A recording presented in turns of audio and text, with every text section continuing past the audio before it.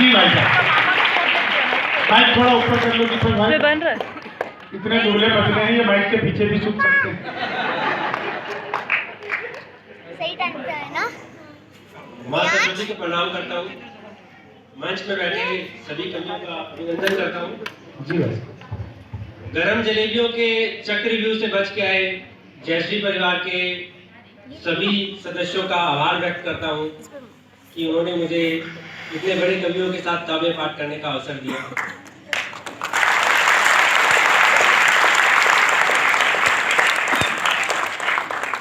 Mobile के इस युग में कविताओं पर किसी को हंसाना उतना ही कठिन हो गया है जितना अपनी बीवी से बहस में जीतना। असंभव हो गया बोलने का। नहीं, हंसने की बात नहीं है। जिसको भरोसा नहीं हो वो घर जाके ट्राई कर सकता है। तिवारी जी ट्राई कर सकते हैं। इसलिए ट्राई कर सकते हैं क्योंकि आदमी वैसे तो शेर ही होता है। शादी के पहले जंगल वाला और शादी के बाद सर्कस वाला होता, लेकिन शेर ही है। मैं लेकिन समझू जी अपनी धर्मपत्नी से कोई तकरार नहीं करता। करना हाँ, नहीं। नहीं मैं तो मैं टकरार नहीं करता। और मैं उस पर कुछ पंक्तियां कहना चाहता हूँ कि मैं क्यों टकरार नहीं करता। आप लोग सुनिएगा और मेरा साथ दीजिएगा जी। मैं एक लाइन बोलूंगा, आपको समझ जाना है कि मेरे को किस लाइन पे साथ देना है। हाँ। आप मेरा साथ दीजिएगा।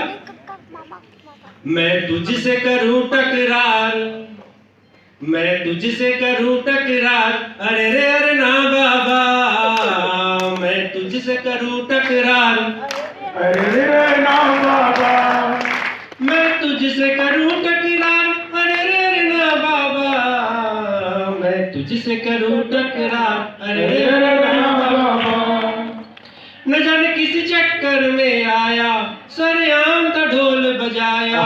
कट मेरी मती मार दी, मैंने तुझसे ब्याह रचाया। अब जब कहीं देखूं हार, अरे रे ना बाबा। अब जब कहीं देखूं हार, अरे रे अरे ना बाबा। मैं तुझसे करूं टकरार, अरे रे अरे ना बाबा। अब टकरार में क्यों नहीं करता तुम जी? वो भी सुनिएगा। मैं तुझे लक्ष्मी समझ घर लाया, तेरा रूप था मुझको भाया। पर तू जब गुस्से में आई, तूने दुर्गा रूप बनाया। देखो काली वाला अवतार, देखो तेरा काली वाला अवतार, अरे रे अरे ना बाबा। मैं तुझसे करूं टकरार, अरे रे अरे ना बाबा। जब बाहर खाना खाऊं तू मुझे बुरी तरह से डांटे। जब देर से घर में आऊं तू जोर से मारे चाटे। क्या आपकी कथा है भाई?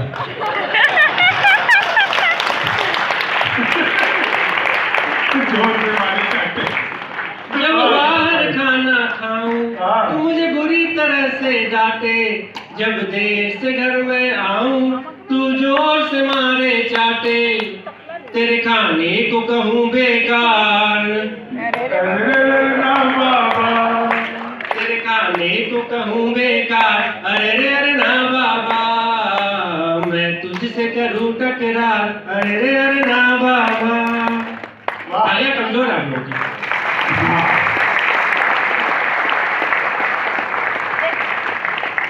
लेकिन शंभू जी क्या है, कवि ऊपर से ब्राह्मण, तिवारी जी भी ब्राह्मण है।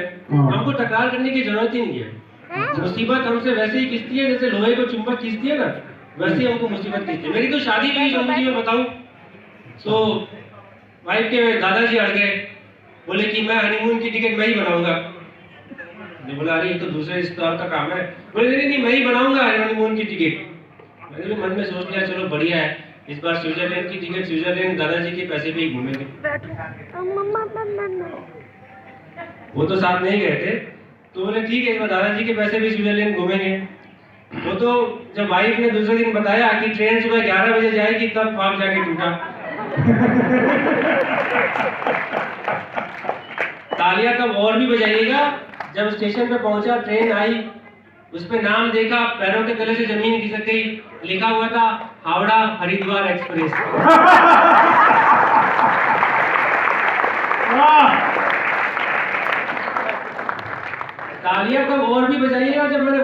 पूछा, अरे भाई हरिद्वार हनीमून के लिए कौन भेजता है?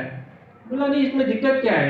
हरिद्वार का भी पहला अक्षर एस से शुरू होता है, हनीमून का भी पहला अक्षर एस से शुरू होता है। मैंने बोला भगवान, तेरे बाप के बाप ने कभी हांगकांग या होनोलुलु का नाम नहीं सुना है क्या?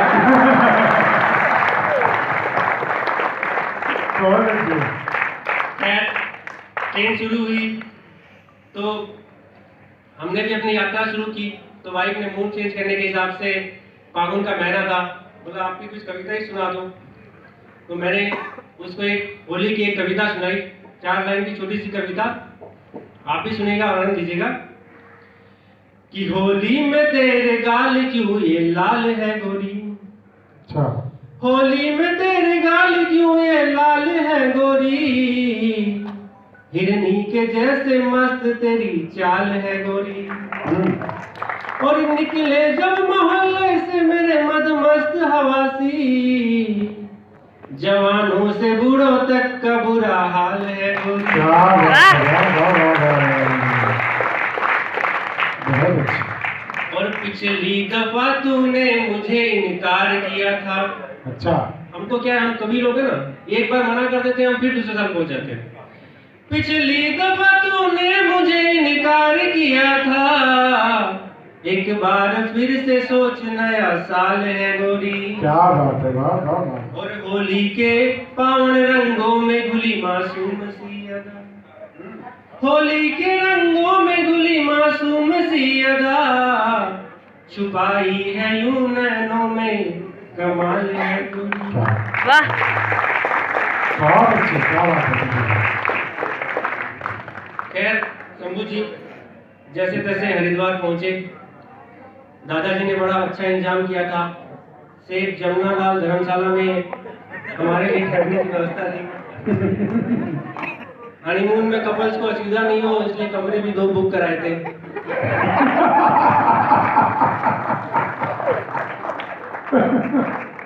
सुबह उठा तो देखा भीड़ लगी हुई थी, एक आदमी अपने गधे के साथ खड़ा हुआ था और बोल रहा था, आइए अपनी किस्मत आजमाइए, 500 रुपए लगाइए और 1000 लेके जाइए।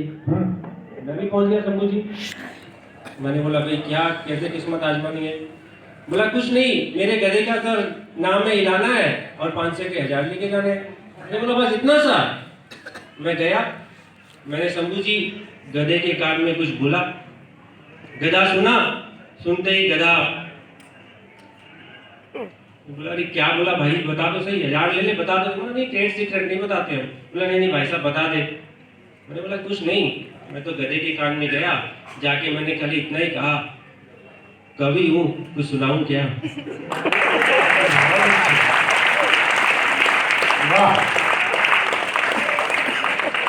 दूसरे दिन फिर उठा, देखा वही आदमी फिर गधे के साथ। मैंने बोला अब क्या हो गया? बोला कुछ नहीं, अब 1000 के 2000। आपको पहले गधे को ऐसे ऐसे हाँ में सर हिलाना है, फिर ना में सर हिलाना है, हिला दिए तो 1000 के 2000। मैंने बोला बस। मैं फिर पहुंच गया, मैंने गधे के कान में कुछ कहा, सुनते ही गधा,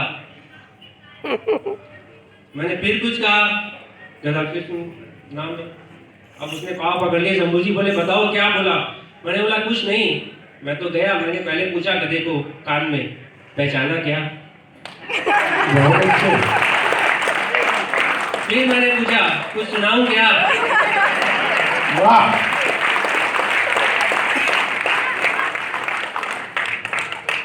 वैसे गधे हमारी राजनीति में ही बहुत है, कुछ आपको साक्षात के दर्शन कराता हूँ अपनी कविताओं में, सुनिएगा और आनंद लीजिएगा। कि स्टिंग ऑपरेशन में कल रात फंस गए तो, स्टिंग ऑपरेशन समझते हैं ना शंभू जी आप? मेरा तो हो रखा है। हाँ वही। नहीं हेमंत जी आपको याद है कि नहीं, जिसमें आपके दोस्त को पूरिया जेब में रखे हुए पकड़े गए थे? नहीं याद आया तो मैं 2-4 बता। नहीं आप अपना बताओ। स्टिंग ऑपरेशन में कल रात पकड़े गए तो नए बहाने बनाने लगे नेताजी। अच्छा, स्टिंग ऑपरेशन में कल रात पकड़े गए तो नए बहाने बनाने लगे नेताजी, और इसकी चाल उसकी चाल बोल के करे कमाल, हमें सारा विपक्ष दिखाने लगे नेताजी। क्या बात है। और बेगुनाही का उनके सबूत मांग लिया तो, बेगुनाही का उनके सबूत मांग लिया तो थोड़ा थोड़ा फिर घबराने लगे नेताजी, और खुद को पाक साफ करने की आई बारी, दूसरों पे छींटे तब उड़ाने लगे नेताजी। बहुत अच्छे, वाह वाह वाह वाह वाह।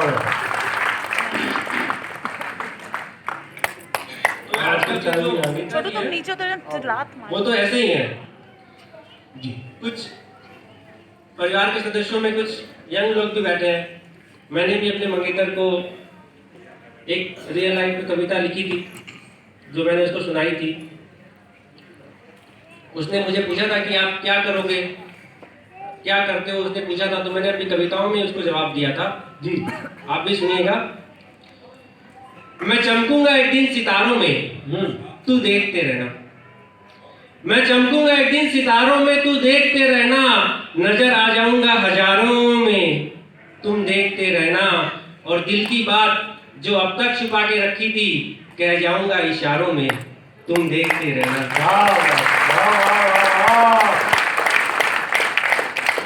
आज जो रुके हैं कल सबको मनाऊंगा, आज जो रुके हैं कल सबको मनाऊंगा। दिल जो टूटे हैं मैं सबको जोड़ जाऊंगा। वादे जो किए हैं वो सारे निभाऊंगा, तू देखते रहना। और कितनी भी ऊंचाइयों पे ले जाए किस्मत मेरी, मैं तुमको तो नजर आऊंगा। कितनी भी ऊंचाइयों पे ले जाए किस्मत मेरी, मैं तुमको तो नजर आऊंगा। हर हाल हर घड़ी मैं तेरा साथ निभाऊंगा। अगर वो ख्वाहिशें पूरी तेरी, मैं तारा बन के टूट जाऊंगा, तू देखते रहना।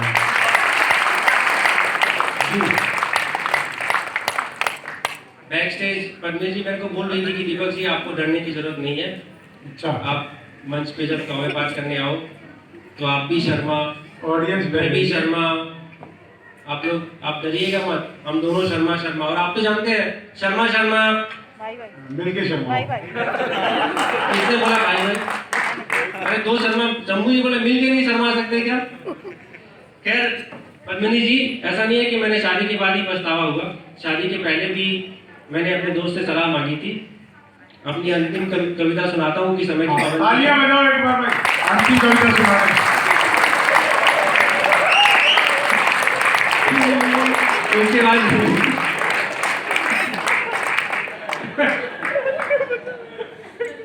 तो मैंने क्या सलाह मांगी थी आप लोगों को बताता हूँ। अपने जीवन के अकेलेपन को किसी साथी के साथ से भर लूं।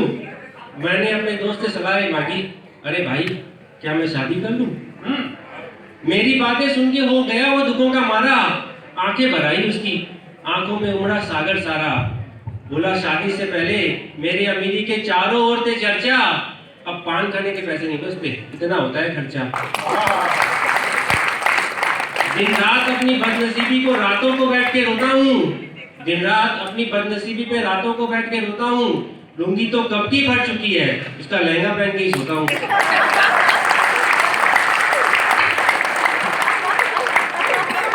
शादी एक ऐसा लड्डू है जो ना खाए पछताता है। खाने वाले की भी खैर नहीं, उसका पेट खराब हो जाता है। एक दिन पहुंचा मैं उसका घर, शंभू जी आप जान लीजिएगा। एक दिन पहुंचा मैं उसके घर, वो मार रहा था पोछा। एक दिन पहुंचा मैं उसके घर, वो मार रहा था पोछा। बीवी बीमार होगी उसकी, अरे मैंने ऐसा सोचा, पर पता चला कल रात सलमान की पिक्चर आई थी। भाभी जी ने सारी रात पिक्चर को देख बिताई थी। हमारी प्यारी भाभी जी सलमान खान की फैन है और सो रही है शेरनी। मेरे दोस्त को इसमें ही चैन है, मेरे दोस्त को इसमें ही चैन है। वाह।